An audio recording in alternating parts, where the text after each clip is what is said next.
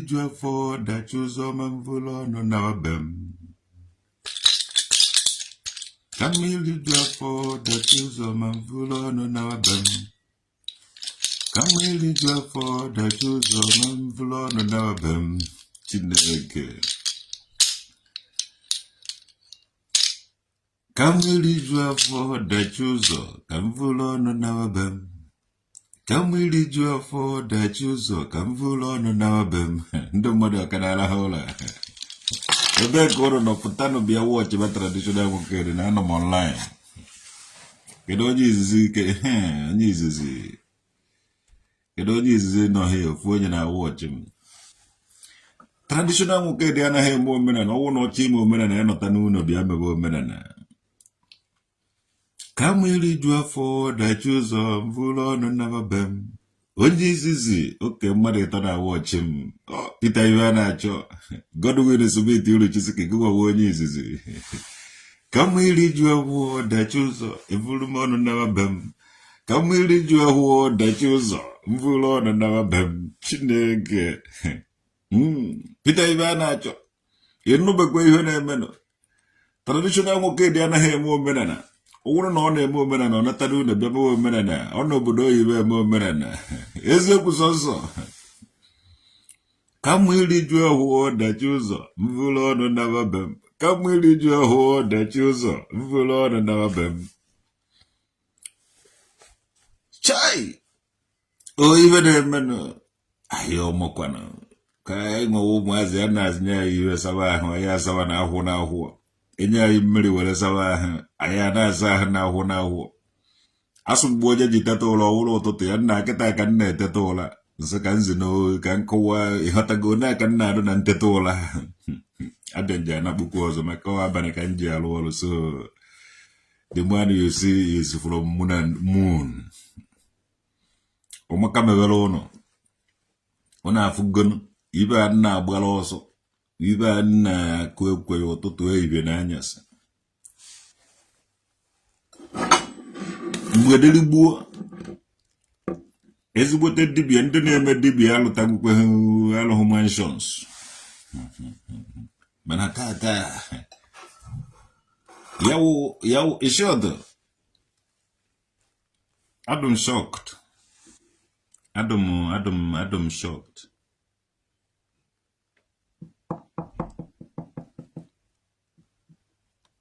Ndị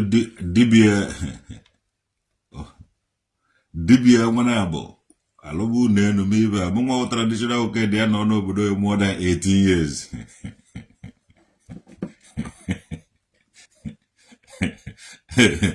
Mụnwa traditional oke dị dada nwuru dị nka mmiri kingdom anọgo obodo more than 18 years. Alụtagwughị ndụ place. Alụtagwughị m na enu. If you stand for the truth, you always stand alone. If you stand for the truth, you will always stand alone. If you stand for the truth, you will always stand alone. If you stand for the truth, you will always stand alone. Do you believe in the righteousness? Do you believe in the truth? You kwetere na enwere ndị na-ekwu eziokwu ndị ego na-enweghị ike confuse. You kwetere na ndị nsọkadụ. Time is coming. Time is numbered. Ifuru omenala na ọdịnala anyị atawa ụtọ suwefu ahụ. Omenala Igbo anaghị egbu mmadụ. Omenala na ọdịnala Igbo, the real omenala na ọdịnala Igbo, people ga stand up sanitize ya n'Igbo. If not, ọ dị so otu a na-aba aba. For example, eche ịbụ otu eze nwaanyị sọbalị iji akwụrịrị ụgwọ. Many people bachara otu dị iche iche ndị akwụchara ụgwọ were bụ otu ahụ. Gịnị ka dị otu na-eme? Ụmụ eze nwaanyị sọbalị niile bara ya free.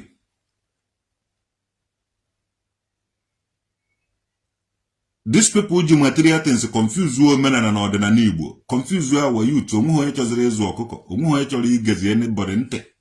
Ya confuse people. Na ọ na-afụgo na ọwụhụ mmụọ ahụ unu na-emere ife na-emedete na o nwere something unu na-emede ya. Anọ na-abawa otu nke a, anọ na-afọ ọmụwa otu nke a, anọ na-afọ ọmụwa otu nke a. Ajedị ha gbara ụlọ ọsọ n'ala Igbo. Edi ha gbara kwa ọsọ. Unu mara ibe unu na-eme unu ji enwe ego unu agwa people. Jide a lot of Igbo youth na-deceive. Ịbịa isoro n'ibịa tigị n'ihe a na-eme. Look at ihe unu na-eme, going back to our root. Ndị unu nara mmadụ.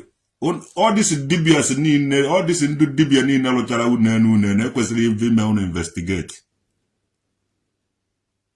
All this ndị dibia niile na-akwụghị isi ekwesịrị ime unu investigate. Unu egbukpogo ụmụ Igbo, tie ọgbọ aghara n'ala Igbo.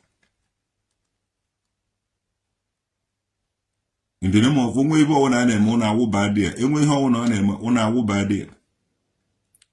That man, that dibia ha, ọkwọdo registered na gọọmenti. Kwa gọọmenti nyechara unu niile registration, unu niile register na gọọmenti chịkọ ya unu akwụkwọ. Dibia ekwesịrị ịmachi dibia igbu anụ.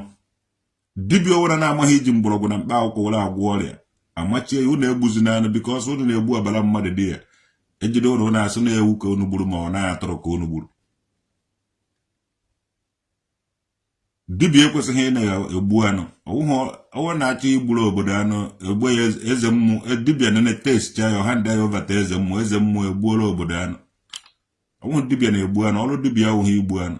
Ọrụ dibia we take care of the anụ. Enwere dentist doctor, nwee oculist, nwee veterinary doctor, nwee doctor ọwụna. So doctor ụmụ anụmanụ take care of ụmụ anụmanụ ha ndị ya ovata eze mmụọ. Eze mmụọ represent mmụọ obodo, gbuoro ya ndị obodo.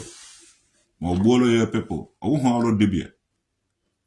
Unu kwesịrị ịma ihe wụ dibia. Look at onye dị igbu dibia awụghị igbu, dibia ọwụna na-egbu anụ awụghị dibia ka ọ.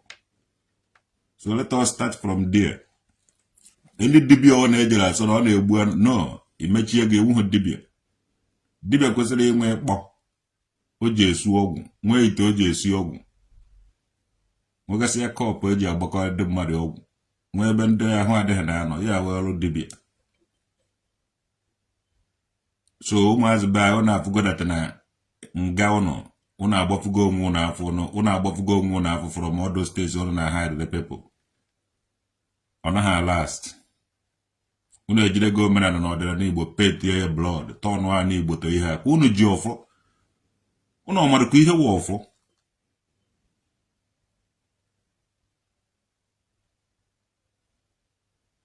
Unu ọmakwa ihe wụ ọfọ.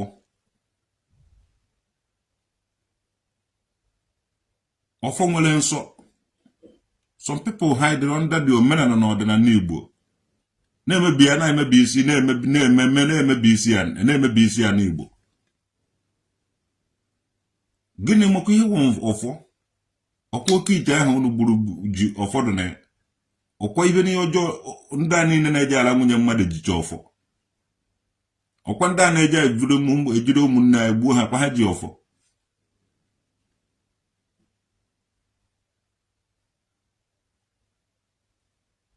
Unu emego elọta ọfụ mmụọ nọ n'ala Igbo, ha ewere nwayọọ nawasị obodo ọzọ.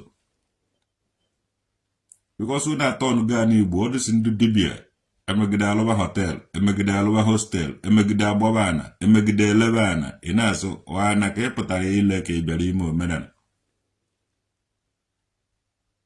Ọkwa unu na-afụ ha na-eso ha, unu nwa ụdị massive followers of them. Unu na-efolo ha nwa. Unu akparịgo traditional nwoke dị ọtụtụ. Na my page, emegide ya do all those dibias na-edu unu je challenge be traditional nwoke dị. Egbuolo gị anụ, gbuolo gị ebini, gbuolo gị nkịta, gbuolo gị ezi, gbuolo gị nke ọzọ, asị gị je kparịba traditional nwoke dị. Unu a na-eme unu evute gị ike, some of unu ndị evuchego bụ unu ike, look at ike unu bụ.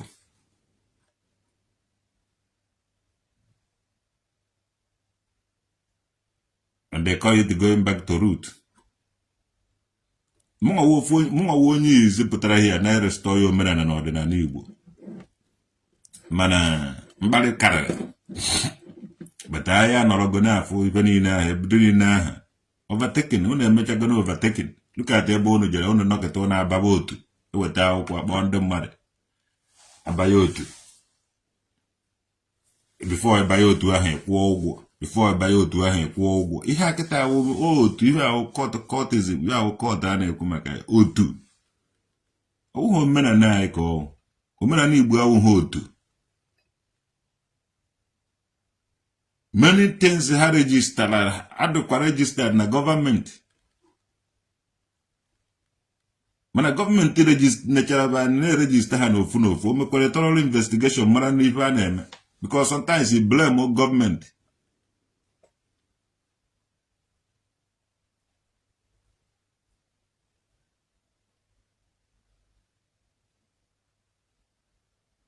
na nnukwute eze mmụọ n'aka m hie ana m arụ ọrụ anaghị m egbu mmadụ anaghị m emegide nwoke anaghị m emegide nwaanyị anụkwara m n'izu ebe a na-emegide nwoke nke nji anụ n'izu ebe a na-emegide nwaanyị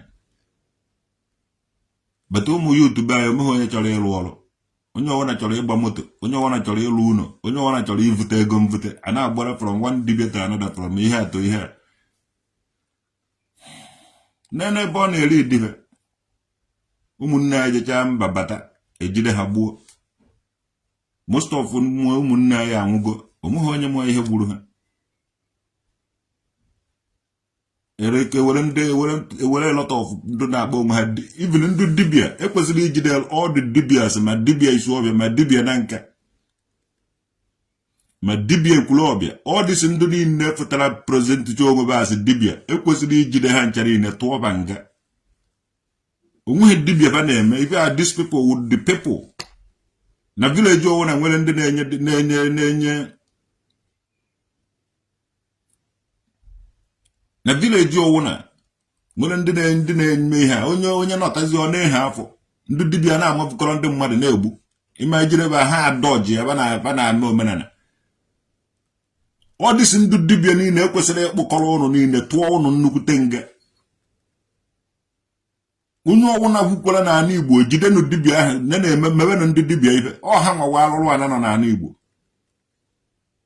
dukatịka low mentalities unu na-evu ego na akpa na-evu bọndụlụ ego na-efe ego ahụ ka unu ji mebe isi omenala na ọdịnala Igbo fụọ na unu pụtara unu ekpucha ya nnu kpucha ya shuga ṅụrụ kaikai ogburu unu na-eme nọnsens ije na Africans ndị ọzọ omenala ha adụ cool ịbataba ebe ahụ Slave Coast onye jide nwanne ya osuo ya abịa onye jide nwanne ya osuo ya abịa onye Igbo ji egbu onye Igbo na ala Igbo gịnị ka o mere gị because of ego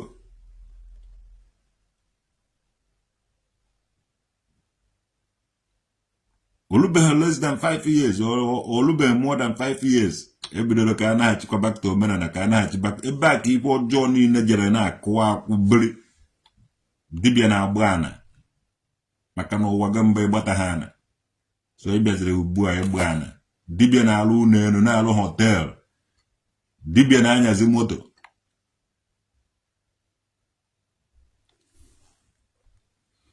o nwere obodo a na-akpọ Ụmụagụ o nwere ụmụnna obodo awụ Ụmụagụ na Ụmụahịa all those people bicha na-agụ anyị nwewo ndị obe agụ ma ndị obe agụ niile nọ n'ala Igbo ma ndị Ụmụagụ niile nọ n'ala Igbo I be in peace with the agụ with the nature ụmụha ọdị agụ ma ịgbụba ma ahụrụ ma agụ anọ na Biafra logo onweghị ọdị agụ anyị na be ebighị in peace ma ekesa efe anyị niile bicha dị ya in peace with the nature and the human all the sound of motor departed anyị na all those people because we need sound of motor engine making noise all noise making separate anyị na mmụọ be anyị anaghị like ị na-ebe the noise So why you need anya moto? Why you need like material things over nature? Unu na-eme dibia anya moto. Ugodi hu mmụọ na-elugo nso military startịrị moto ga kikikikikiki agụ nọrọ nso o ji agba ọsọ onwe ụmụ anụmanụ kwesịrị ilugo nso onye ahụ osidu dị ya ka osidu na mmụọ omeghe mmụọ ga-elugo nso so na ọ na-afụgo na mmụọ anọghị weti ụnụ onweghị mmụọ nọ weti ụnụ and unu enweghị egwu mmụọ unu 419ers ha dị nọ nda omenala na ọdịnala Igbo na-alụ dekin na-anakọrọ ndị mmadụ ego na-ezukwu m ohi na-elekọrọ ndị na-ezuru unu ohi ndị na-emere unu ihe ndị mmadụ unu chere ndị mmadụ amaghị because unu amaghị ife unu na-eme. Going back to your omenala na ọdịnala wo try to understand nature, understand what nature is.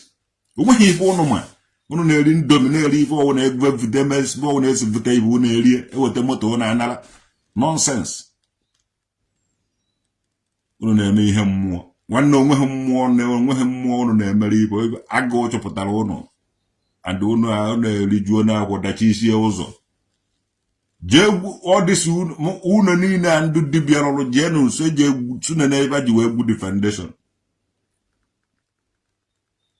suje na n'ebe ji gbu the foundation na-emebi isiri ndị mmadụ yaba mụnwa akpụọ n'isi dada m because ndị ọjọọ na hide under dada mụnwa akpụgo ya yes inweghị ike ka andị akwụsịkwa onye m iyi ọ dị akwa unu na-eyi ife ọ na m eyi jee yite jee na yiwezie leda echejigo unu enweghị ike gwe mshọt mmụọ enwezighị identity ọ na-abaziri nwoke na-abara nwaanyị so ọ na-abara yes mmụọ enwezighị identity onye mara nke onye ọwụrụ unu si eme onwe adị na identify yibenu dress benu ejighị eme dress ka unu eme were m na-agbazu abịa no dibịa na-agazi night club mụnwa nọrọ hie na-eshiri onwe m nri eje hapụ na bịa palọ eje hapụ nka na-eme ibe ana m represent my father wunze ndị okpuredi onye jezie lụọ na lụcha na fuo ezenu oje chie ya nze onye mechaa ibe ọjọọ dị iche iche oje kpụrụ okpuredi eje na-achụ ụlọ ọkụ n'isi because ụlọ awụhụ unu emere itighị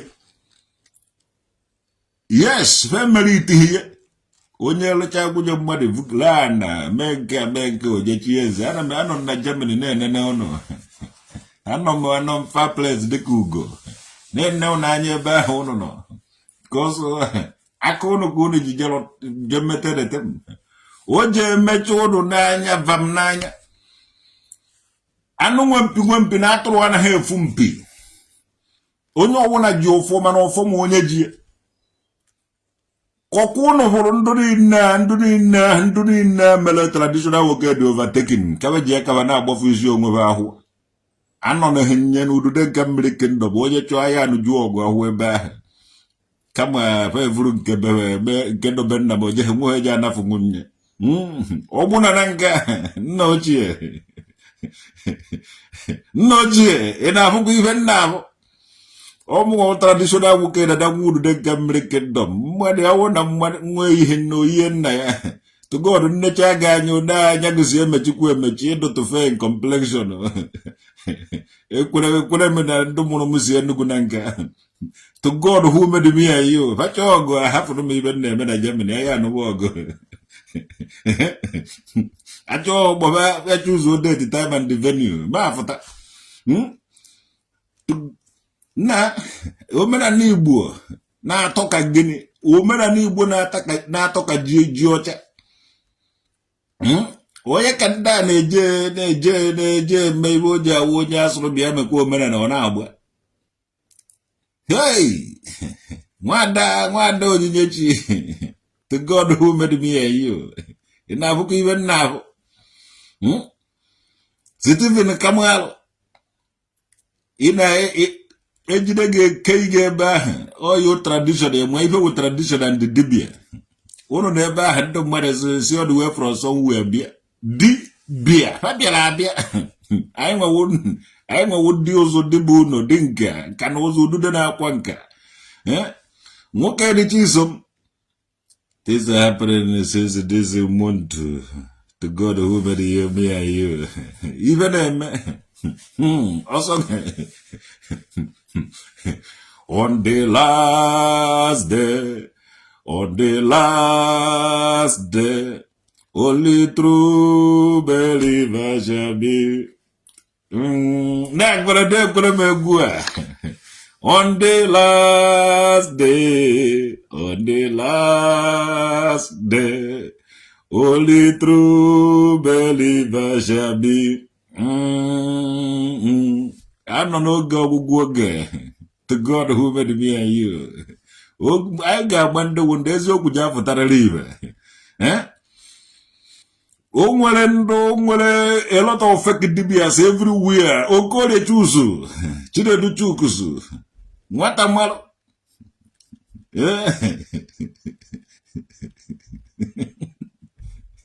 Prince.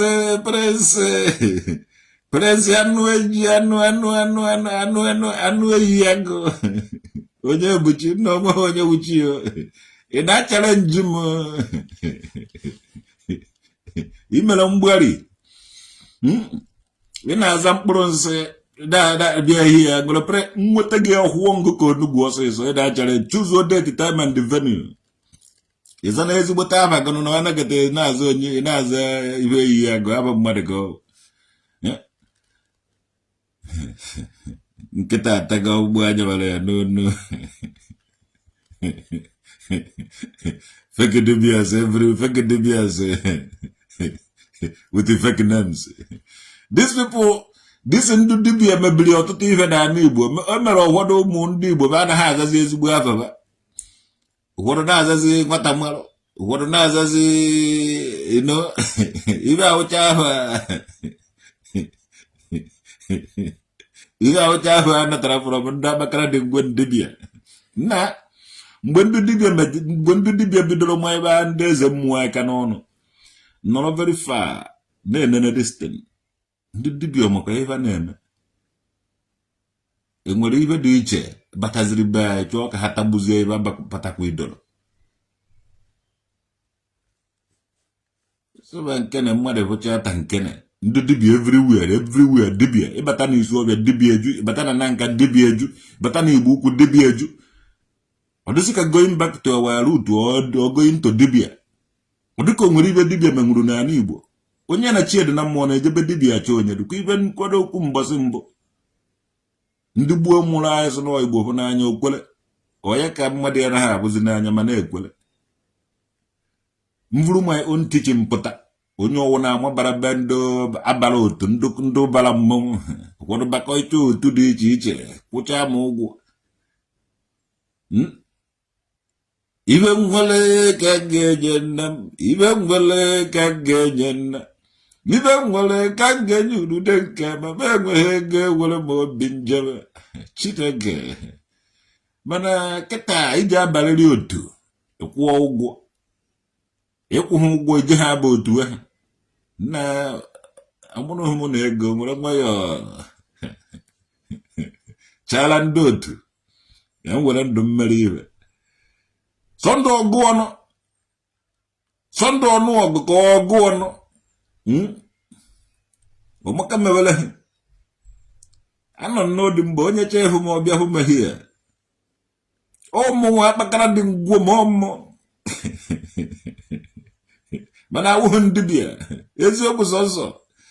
If there's no money involved and people will in it, people will not be trooping there. O nwere ife ha fụrụ. Adị ibe abana kịta ibe a many people ji eturupu ebe ahụ. Ibe a many people ji eturupu dị ya agbapụgo. Ome nkịta onye ọwara ga kịta achịkọrọ bootu ya. Wee na ndị ebe hang ya bụ onye ọwara ga hang bootu na onwe nkịta onye ọwara ekwuru kịta bịa bakwa dibia. Onwe onye ọwara ga-agba ọsọ na dibia na. Ha ga-azabazi afọ ọzọ kịta. Mana aka akpara go eze kude na aja ekwuzi mmụọ chiri bụ ọzọ. Pa draw go the eyes of people. Na aga eneri ha anya na. Many people ga-etete n'ụla because mgbe ọ na onye ala ji chọpụta na ọwụ onye ala. Ị mara na ala ahụ anago. So a lot of hidden things have been here. So ndị dibịa ga-agbụ all this ndị niile akịta nọ n'otu ga-agbacha ọsọ. Ha ga-agba ọsọ n'ọsọ nwe osu maka mebele gị. Mgbe ha gbara ọsọ, anyị yawa anyị nwa aja ayọ na biko anyị nọtanụ bịa mebezie ibe. Aja ayọkwa anyị biko ọsọ ndị dibịa merụrụ ana. Alụ eji akpụ buru ibu. All these people pụtara asị na ha wụ dibịa. Who are they? Who sent them? Who there? Ha metọrọ ana Igbo ha mere ana Igbo mmetọ. Ezigbo mmụọ anọzighị na ana Igbo. Ọ ka ndị bụ ụnụ ka ụnụ fụ ndị na-asụ na ha ji ọfọ. Ka ụnụ fụ otu ha si edres. Ebe ọ na-afụtara na-awụ n'ego enu. Ịfụtụgo ebe m wụrụ ego. Enwetụgo ebe bịara efu mana m wụrụ ego. Ka ha nwere ike asị ndị dibịa asị ọlụbeghị agwụ. O mebeghị nke a. O soghị n'ibe a na-eme. Ndị dibịa nọ nta efu ebe ndị lụrụ agwụ ibe na-eme. Ndị mere nke a ibe na-eme. Ekwukọtago traditional nwoke dị alụbeghị agwụ. Ọlụbeghị agwụ. O ji alụ agwụ. Ọlụbeghị agwụ. Kịta ụfọdụ na-ekwuzikwa traditional nwoke dị ji aka ya wee lụọ agwụ. O ji aka ya were lụọ agwụ. Ifugo na ọlụbeghị agwụ sị dị ndị ụfọdụ ndị dibịa. The same ndị dibịa ahụ jikwazi ọnụ ba na-ekwu na traditional nwoke dị ji aka ya were lụọ agwụ.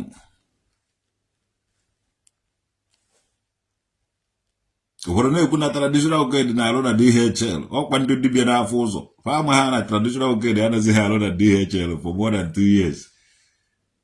Mana ha afụbeghị that one.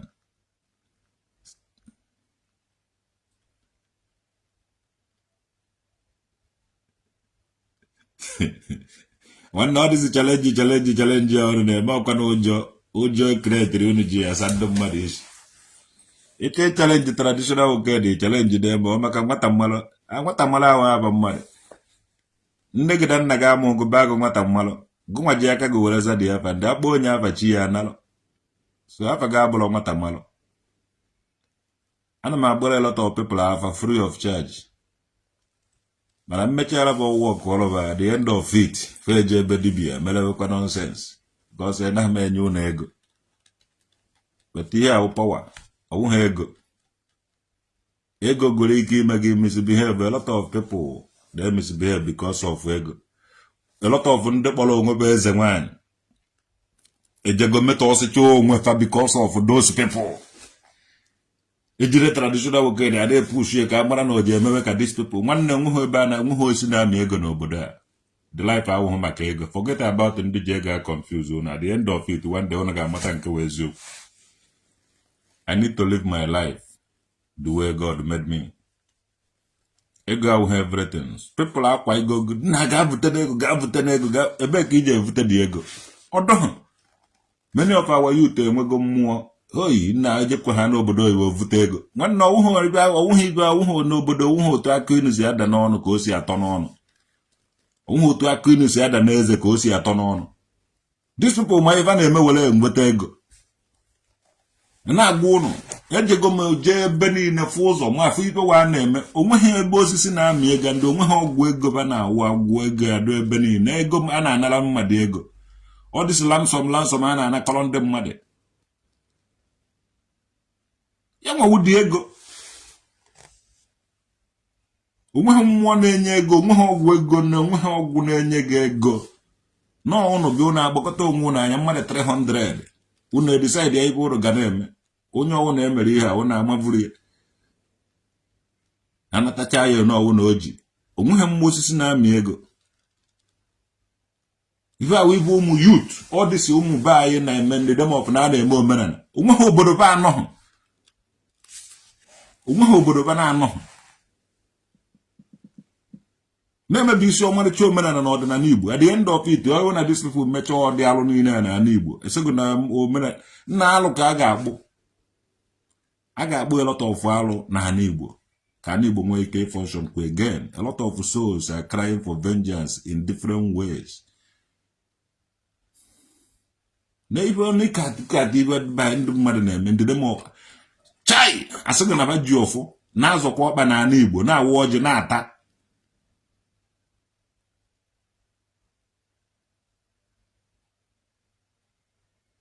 apụta na social media na-akọ anọdata na emecha lụba hotel lụba nke ife awụ the same people omenala mụnwa gara na omenala mụnwa ji ga develop ya na obodo oyibo mechaa dịta na-ewenataziri ya ụlọ onye ndị ọcha si awa bịa buru crude oil bụ ụnụ jee refine oil na England ka ọ na France vụghachikwara ya ụnụ back ka si were omenala ụnụ jee refine oil mana everywhere mana Edinburgh University, Berlin University, many places, many universities nwejere refine chazie ibe confirm wenatara ụnụ the ten ụnụ ji aka ụnụ kpocha ihe nnu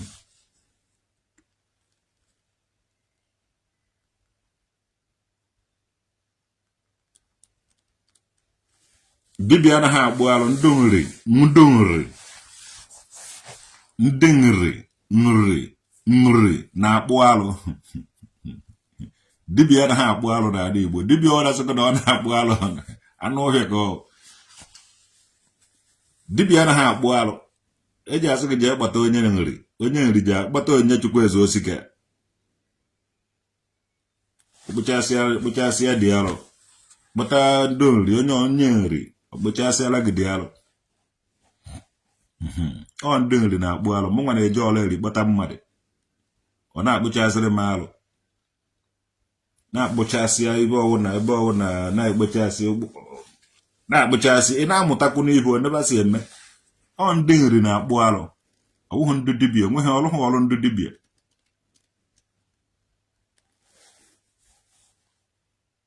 ndị otu nọcha n'ala Igbo ndị otu dị iche iche na-eme ibe alụ dị iche iche ijide asị ga a na-eme omenala ijide dị mmụọ ọsụ ga a na-eme omenala ọwụghị omenala wụ ibe aha omenala Igbo enweghị netere a na-ezo ezo dị ya ibe ọbụla ị nwere ike ime ị gaghị egosi ya nnu ị gaghị egosi ya ụwa niile ị gaghị egosi ya ma ndị ụka ma ndị emene ya ọwụghị omenala anyị ka ọ onweghị ibe ọbụla a na-ezo ezo na omenala Igbo agreli na-akpụ alụ ihe nri ụmụ nri a na-akpụ alụ enwere ndị na-akpụ alụ iche ama n'ala Igbo anyị nwere akpụ ụzụ inweta anyị na vileji ụnụ anyị nwere ndị na-akpụ ụzụ so enwere ndị na-akpụ alụ nwee ndị na-akpụ ụzụ ndị be anyị na-eje ọla eri kpọta mmadụ ọbịa kpụọrọ ha alụ adị anyị nwechara otu esi distributu cha ndị ụzụ otu esi wee distributuo ndị ụzụ n'ala Igbo niile otu a ka esi distributu kwa ụmụ nri ebe ọwụna anyị nọ so ị bịara na nke ọ dị ka ụmụ dunu ị bịa na Isuobia enwere ndị dowere na-ama etete na-akpụ alụ ọ from ibe a ka esi kpọta ha ka ha na-elekọtara anyị mmụọ be anyị anya so the employ them ndị ama etete ka anyị mere employ esi nri wee kpọtaba dowe ha ebe a ka ha nwee ike ị na-ejidere anyị ụfọdụ edokwara anyị na-anọ na mmụọ be anyị because anyị nwere ihe anyị na-arụ anyị nwewo blak anyị na-akpụ ụzụ so a na-edistributu kwa anyị n'ala Igbo ndị ọzọ anyị eji obe a na-akpọrọ ụfụ ụzụ wụrụzie ndị obodo ahụ anyị nọ na Nnewi na Anedo jee na Nnewi ị ga-afụ ụmụ ụzụ ọ anyị nwewo ibe ahụ mụ nwa ka ị na-afụ di ya ha nwewo ibe a ijee n'uke ijee ebe ọwụnọ vileji ọwụna obodo ọwụna ijere n'ala Igbo fụ ndị ụzụ ọ mụ ka ịfụrụ n'ihi na anyị nwa ka ịfụrụ ụzụ na-ebugo ya na ọmụ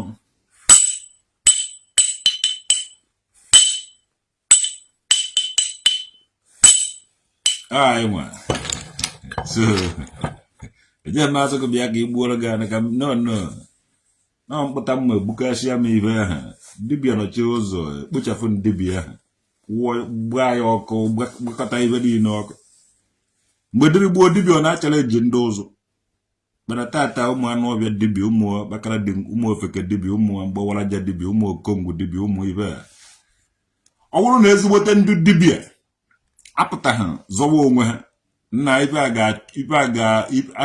ga-asụ anyị na-edizighị dibịa na Igbo ibe anyị na-edere wo ebe dibia na-eje na medical doctor, dibia na-ejezi unu hospital, dibia na-ejezi unu ọgwụ. So aka awugo ihe na-edizi ha ni dibia. We don't need the dibia. Unu do alụlụ ana ụmụ be anyị ka unu na-egbu. Ya nwa mere onwe ha ni dibia mgbe nji mara data na these people na-akpọ onwe ha ndị omenala na ha anaghị eme omenala. Ha ekwe ha aba n'udo be ha, ha ekwe ha aba na mmụọ be ha, na-epigharị be dibia from one dibia to another. Mungo the founder of Umudo integration. Many people batachara Umudo integration. See there the campo, they favor their own. Mgben so nyo wana mgben galo nyo wana ganu n'udo bono. Those people na-eme ezigbote omenala nọ n'udobe gara n'udobe ha dozie dị udo nọrọkwa na-emekwa ya otu esi eme ihe niile. Ọ na-egrow na dia ọ na-eme integration ya mụtara dị. Mana those people chọrọ ị na-egbu ụmụ Igbo mechaa ba alụba hotel and all those things batara n'ụmụ udo ahụ sit from there the camp ọ gafibe dia nonsense. Ibe na WhatsApp group dị iche iche fụ ha anọcha different group dị iche iche. Anọ na the camp create another one. Inas ọmụ ahụ ji eme ọmụ ahụ na village unu. Ibe na village anyị nwere udo akọrọ, nwee udo akwụkwa, nwee udude nke. Ife ahụ nke nọ na egberi mụnwa. Nwa agwụba ọha ama. Fa niile nọ ebe ahụ. And ọ na function. Why not unu ime otu ahụ? Unu je fọm nke unu. Na nke ahụ unu fọmụrụ ka unu na-ibe ọ na-arịzọtụrụ unu. Unu abịa ka unu deceive people na ya na-evi unu ego. Why not unu na-eje amavụrụ ụmụazị ndị Igbo gbuo?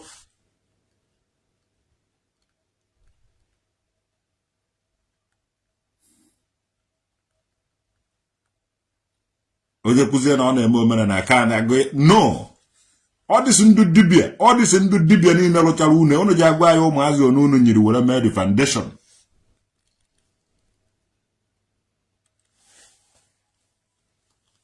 Yes. Unu ji agwa ya ụmụazị unu gburu were mee foundation. And olugo mgbe eji ebido na-eme onye ukwu ma onye nta ma mụnwa ma ndị mmadụ investigate. Omenala Igbo must be protected. Omenala Igbo wu asụsụ anyị na-asụ. O nwere ọtụtụ ibe ọ na-akọwagasị, o nwere a lot of things nye anyị mụtacha na asụsụ anyị, ọ dịcha be anyị. Must be protected and defended. For all these people na-eji na-eme alụ na-adị ya na omenala na ọdịnala Igbo. Ndị Igbo ga-abịa against you. Ndị Igbo ga-abịa against you. Ọ afọ anyị ka unu na-emebi. Mmadụ nwe ọgọdọ ewu na-ata. Those dibias, all this ndị dibia na-amụkezi na-egbu na-eri anụ mmadụ na-egbu mmadụ. All those ndị dibia na-egbu mmadụ n'ala Igbo. Unu na-alụ mansion ibe material things na-aga unu. Ya ka unu ji mewe dibia. Ị nweghị ike ime dat na achieve unless igburu mmadụ. Mana ị gaghị egbu nke gị. Ọ nwa onye ọzọ ka ị ga-eje buru gbuo. Unu na-egbuzi ndị mmadụ ka ọkụkọ. I want to Igbo right to God who made me and you. Ọ gaghị elu one day where gbuo the whole dibias nọ n'ala Igbo. Adịghị ga-eme. Ka ụmụnne ndị mmadụ ka unu na-egbu ibe ahụ. So ndị Igbo ebe na-eme unu ọdụm fa all those ndị dibias wụ ndị a na-arịa. Onwe ibe ọdụ unu ka onwe ibe unu na-ehwu. Ka unu furu bem. Mene ka mmara na ọmụnwa ji ibe unu. Mana unu onweghị ibe unu nji. Ana m ata afụfụ were akpata ma 1 naira ma 2 naira. Ana m ezu ohi anakwana m edisi anaghị m agwa ndị mmadụ gaa mebe nke a ma o mee nke ọzọ. Ejikwana mmụọ be nna m ejikwana mmụọ eme business. Yes. Ejighị m mmụọ akpa ego. All these people so na ji mmụọ eme business na mmụọ verigo nke a mmụọ verigo nke ọzọ ọ na-afụgo ife ha na-eme.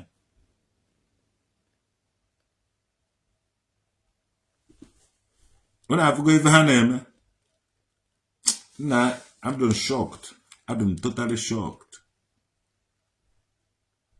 I'm totally shocked. Madam, ani Igbo da-azụ onwe ya.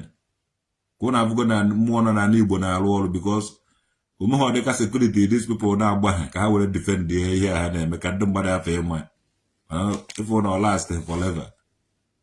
Ani Igbo na-arụ ọrụ, mmụọ nọ na Igbo na-arụ ọrụ. Mgbe oge ruru ani Igbo omenala Igbo ga-adọkwa omenala Igbo ga-etake over based on the concept of peace, truth and the harmony, truth and the honesty. All these events is on na eme unu me na alụba dekin alụba nke ọzọ nwanne mmadụ ka unu na-egbu a ga-eme ekpere ị na-ahụ investigate onye ga-agwa ya ebe unu si nweta ego unu jiri unu enu ha gwekwana anyị ndị na-ewetara unu ego a ife ha na-alụ ndị dibịa egbu kpọọ ndị Igbo ndị dibịa egbu kpọọ ndị Igbo dibịa ọwụ na-alụrụ unu enu gwa nna agwa ejide ga-atụ ọgụ nga ndị dibịa na-ebi na unu a ndị dibịa na-ebi na nwa obere unu dibịa ọwụ na-alụrụ unu enu a ga-ejide gị ugbu a wa opportunity a ga-eji ejide gị ọ dịsị ndị dibịa lụchara unu a ga-agwa ife a mere were nweta ego onweghị mmụọ viri gị ego ọwụna onweghị mmụọ viri gị ego ọwụna because mmụọ anyị na-emere ibe amaghị euro nke o ji ama pounds and dollar ọmakwu naira ife ọmawo cowries onweghị mmụọ ji evi gị ego ana m ekpe ebere mbecha ebere hi asụ m mmụọ vi m ego onweghị ego ba na-evi m onweghị mmụọ ọwụna ji evi gị ego mbecha ebere asụ m mmụọ m fụtara ụzọ ka nta ụtọ ego ọ na-ekwene ka ego eji adahụ ma atụtụrụ onweghị mmụọ ọwụna viri gị ego so ndị dibịa niile alụchara unu enu eji eme unu investigate guru ise foundation unu ka amara mmadụ unu unu nyiri were hibe unu gbuo mmadụ unu enye na hai unu alụrụ ana unu alụ na ana Igbo na-ebe akwa na-cry for vengeance ana Igbo na-cry for vengeance ọkwanne otu aka ọ dị ana Igbo na-ebe akwa ude ọdịkwara ndụ ọdụkwa ude ọdịkwa mana ofu ndụdụ gị na mere ude ejighị ndụ asị na ndị dibịa a ji ewechasị ọdịzi ndị dibịa niile ụnụ ga-apụ n'ihe a na-eme from today on ndị dibịa ụnụ adụzighị ile n'ala Igbo anyị nidizi ha ụnụ anyị ga-eme investigate ụnụ niile ahụ ụnụ lụrụ ụnụ elu niile ahụ ma na niile ụnụ gbara a ga-anakọtachakwa ya ụnụ je balansịkwa ndị ụnụ kidnapụrụ ụmụnne ha ndị ụnụ nacharala nsọ alụrụ a na-aka ụnụ na-alụ n'ala Igbo ide dịka ata ga ya na omenala na ọdịnala Igbo ọwụghị omenala na ọdịnala anyị ndị gbuo anaghị egbu mmadụ ya na-azụ onye isi ya na-awa aja onye isi ya na-awa aja ya were nke ya were chụọ so ọ na-echọrọ igbu mmadụ egbuo onwe gị yes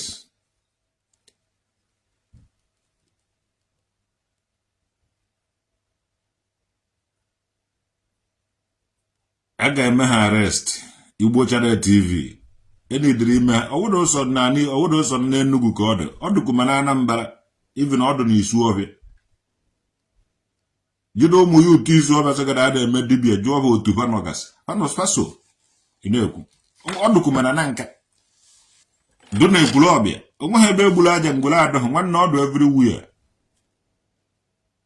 mgbe adụ mmadụ 300 banye ofu otu enwe ha na some of them ga-awụ ndị village gị ọdụ ebe niile ọdụ ba na Igbo ukwu ọ dị people na-eme eje evuru ite egburu ọfọ eje evuru ite vuru ọfọ ma na-evubazikwu ya mana mmụọ o nwere ajụjụ njụrụ ụfọdụ ndị dibịa Isuọhịa ekwe ha atụfuziri m ọnụ lukwe today ọfọ a unu ji agọrọ akụ na ana mmụọ ọfọ mmụọ a wụ ibe ahụ o nwere ibe ọzọ unu vubasịrị di ya because ha vubasịrị something avubasịrị something ogu na onye so vuba ibe ahụ ka onye vukọrọ unu ebe ka basi wee vute Some of you better than one on his over Karadimu Nuka is over. Manager got to cheer something, Vuru Doche replace here, double dear, because even another dear, and the Vruhan at double dear store, yes, on certain things a dear. When I may be a name, now confuse a lot of people. Everybody now who don't quite book. Everybody will keep the dear, to love for double dear, but no one for Udo, or who do not dear. Until Ndi book discover chapter Melanu. That is Dibia. So now I'm working your own dear. Sometimes someone a tubu, and I had to the person.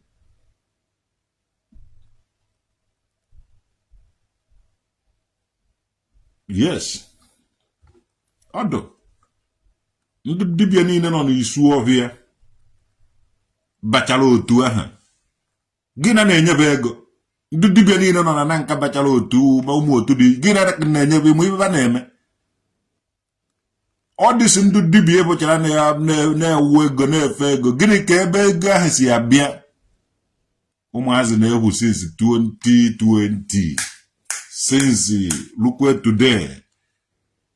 Ana mena ihe igwe ego n'uke ego, ori ego n'uke ego. Adega ha abịara. Onakwu ha abịara m. Apart from ego na ego akwụkwọ na tata n'obodo a. Onwe ha ego na ha eme, onwe ha ekpere ije ekpecha ego ada. Onwe ha ọgwụ ije agwọcha ego esi n'elu na-ada. No boys aha jere ejo ndu je eji ọkada je vute mmadụ. Ndu je akpọ mmadụ na phone. Ndu je alata mmadụ. Ndu ga nwavuru onye aha. Ndu ga eme ihe a. Ndu ga na-eweta information ndu nọtara anọta. Ndu ga na-akpagharị na-achụ onye ji ego. Some of them na-alụ mana bank. Isi na bank na-apụta akwụkwọ nekwe onye a nwere ọdị ego, onye a nwere ego nke. Some of them nọ na bank worker. Some of them na-alụ ọrụ dị iche iche.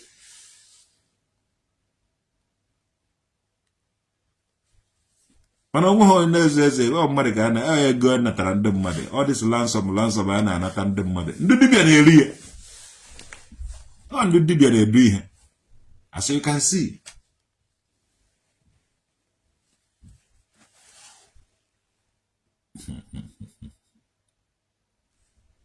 Ebe o mere n'Enugu. Nke ahụ n'Enugu o. Ka abịa na-akpụkarị Anambra n'ọnụ. Anambra nke. A na-abụkarị Anambra n'ọnụ. Na Anambra nke ọwụ na-emere ndị Anambra nke ọwụ na-emere ndị Anambra na-anọ leta headed. Nke ahụ na-awụ n'Enugu ka o mere.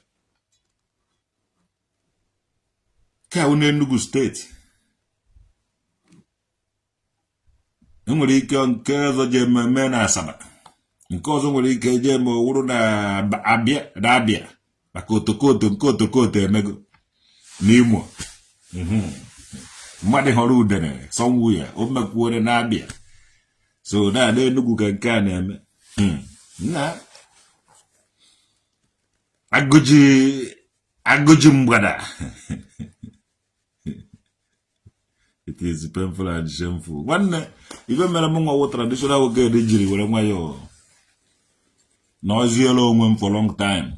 Ndị dibịa wada amakwu m aka na-eme ọdụzi ka mmadụ ya wụ amazighị ibe ọ na-eme. And if you go na I won't dibia. I want traditional wokedi. Omenala na ọdịnala wokedi. Can marry inherit. And the older people, young my integration and my orientation. If I had the idea, I can be and beacon bitten do aka. Or if I get out with dibia or who a man of motor. Lava munyo mari. I started it and I stand on it. Any governor got Anambra State, gonna abide with my culture and the tradition. And the Chuku must all do name. Yeah, anybody as long as I live. Anybody got Anambra State, Naga Omena Northern Anambra first. Omena Northern I am Maka. Otobulo onwe, onwe egwu ogwu. Owu Igbo mmadụ. Apple. Omenala ya amaka, and I started it and I will end it. Okay, kwa end. Okay, continue. It's an issue you can even with the power. Choose what day, the time, and the venue. Tina Omenala na ordinary. Can't walk go Enugu. I stand tall. Omenala na ordinary ga kwuru gidi. Ịchọkwa anyị try ya. Chọọ igwebo no try kene.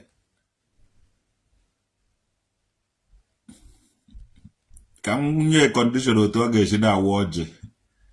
Ma ọwa ọjị abadobe ya aka ọsịsọ vinye Bible. Come back if you are a man.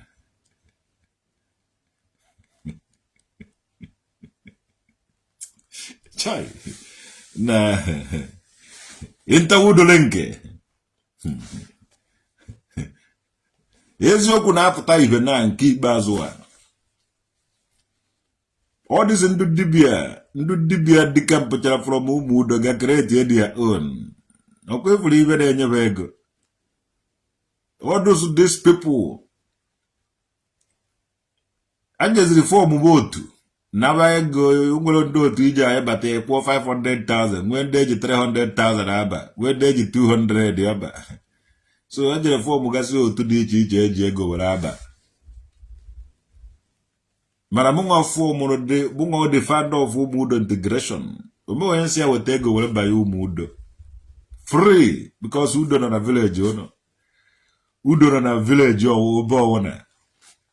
Onweghị ebe udo na-anọ. So I bidoro with obi aṅụrị ọyịba n'obe anyị ka ọ. And with obi aṅụrị anyị dozie udo niile nọ n'ala Igbo. Mana if those people dịkapụrụ from udo, ha jere fọm otu. Ebedozie were ego na-eme ibe anyị fụba ndụ dibịa ọ dịsị ndụ dibịa niile ndụ dibịa na-alụcha dekin. Ndụ dibịa na-alụcha duplex mansion. Ọ dịzie ka anyị nwe n'obodo oyibo sefu agwaghị ibe anyị. Because o doro m anya na amagha na-elu ụra duplex ka ọ dị nlụlụ ka elu kwuru. I don't know. Anyị nwe ndị nọ Germany anaghị ekwe alụ mansion. Ha yesi rụrụ ụlọ ga-ezuru gị. Mana ifu ndụ dibịa onye lụfụ ọlụkwa. Ifugo na ha lụrụ ha nwa ha bitọsịrị ya aka. Onye bitocha aka ọfụtasị gị ọ na-eme nke a na-eme nke ọzọ. Maka ọ nọ n'ụlọ. Anyị nọ n'obodo oyibo anyị anaghị eme ezigbo omenala. Ọ na-achọ ime omenala anyị anọta n'ụlọ mebe ọfọkwa na-eme ezigbo omenala. Chewuo na ebe onye na ka chie nọ. Na onye na chie. Ifugo ya na ibe niile ahụ ọ dịsị ndụ mere overtaking ka ifugo ibe na-enyebe ego. Some of them n'obodo oyibo a na-enye ndị nọ n'ụlọ informant onye ga-anọta information onye ga-anọta ka ama buru ya na onye a ji ego ma onye ejighị ego. Ihe ahụ ihe ndị dibịa na-eme. Ndị dibịa be anyị kụrụ otu. Ime asụ ga-enwere kọntaktị onye n'obodo oyibo. Yes, ndị aka ahụ n'obodo oyibo na-enye ha connection na-enye ha onye ga-anọta onye a ga-egbu. Most of our people n'obodo oyibo nọ into that. Onwezi onye si obodo oyibo nọta agwa ndị nọ n'ụlọ ha buru ya. Ha eburu ya je gbuo. A na-alụ ụlọ enu. Ibe isi kedo mana everybody na-alụ duplex. Anọ na m obodo ya more than 18 years. Mana alụtabeghị m ụlọ enu. Ọpụrụ na anọ m na mmụọ kajara akaja. Na-emesi ibe mmụọ ahụ ike. Mana ndị dibịa ịkpọghị ndị dibịa na-alụzi ụlọ enu na-eme ihe a. Na-egbu mmadụ edighị ahụ. Na-awụgharị mmadụ ibe na mmanya na-anwụ steady. Na ndị dibịa. Enough is enough. Ụna awụghị omenala dibịa awụghị omenala na ọdịnala Igbo. Dibịa ga-akwụsị igbu anụ. Dibịa ọwụ na afọrọ na-egbu anụ ejide ga-egbukwa oge sef. Ndị dibịa unu egbuzi na anụ n'ala Igbo. Ọwụghị ọrụ dibịa ibe eji mara dibịa wụ mgbọrọgwụ na mkpa akwụkwọ. Dibịa ọwụ na-enweghị ibe eji na-anaghị esu ọgwụ na-amaghị ọgwụ ọ na-esu ọsọgo na ọ na-egbu anụ na ibe awụghị dibịa ada ọwụghị omenala na ọdịnala Igbo ka ọ bụ.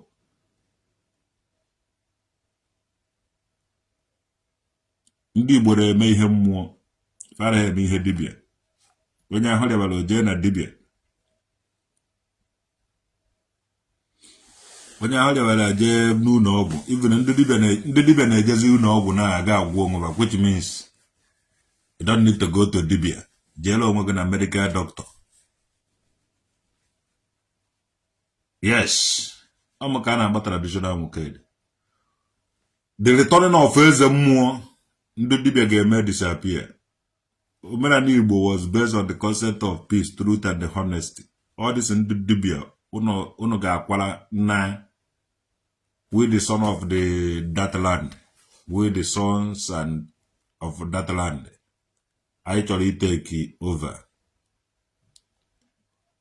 I need the room, but when that bakara dingwom DBS, but when the motherfucker, he take care of more by. I call na the hocha. One na no anything in the dibia. If you didn't know what the owner jack or I am, or Tunis were Diego. But dibia be all over decking.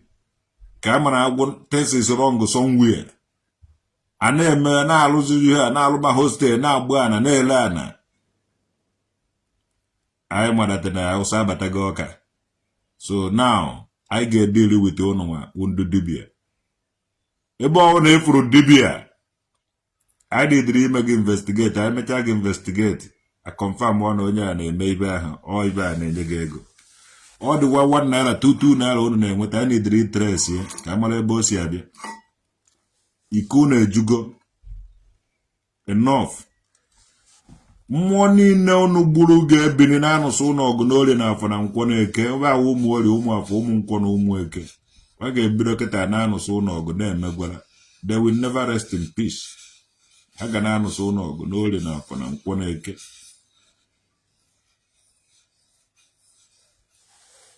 Onaga heme exist again, or when I don't dibia moliki guzona Igbo. Because the spirit of Ndahodu Burugeri man, Aganachi uno. Or if I have Kurugare. Unaga Hagaha no under control of Uno, but Hagana control Zuno. Spiritually. When he won't, Bagane you know, we won't have to Hamevono. Drina Hunu Burugana to bend to the name if an old enough and Kone, come out traditional okay, that would then come kingdom ne queer. Kucha the ten, Koyana more.